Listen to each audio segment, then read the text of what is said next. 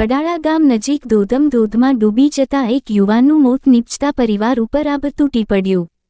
સાતમ આઠમ તહેવાર નિમિત્તે ધોધ પર આવેલા યુવાનો નહાવા ઉતર્યા હોવાની ચર્ચાઓ।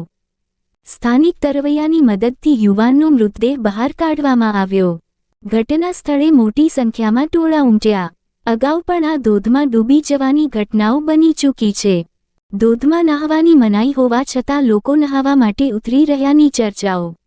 મૃતક બકોત્રા જયરાજ રામ ઉંમર 17 વર્ષ ડેરવાણ ગામનો હોવાના અહેવાલ। સરકારી હોસ્પિટલમાં ફરજ પરના ડોક્ટર પાયલ પરમારે મૃત જાહેર કર્યા હતા। પોસ્ટમોર્ટમ માટે જરૂરી કાર્યવાહી હાથ ધરાઈ। મૃતક પરિવારમાં એકમાત્ર પુત્ર હતો। હોસ્પિટલ ખાતે પરિવારમાં શોક અને ગમગીન માહોલ। આ અંગે વધુ તપાસ માળિયા હાટીના પોલીસ ચલાવી રહી છે। અગ્રણીઓ સહિત દોડી જઈ પરિવારને સાંત્વના પાઠવેલ। રિપોર્ટ પ્રતાપ સિસોદિયા।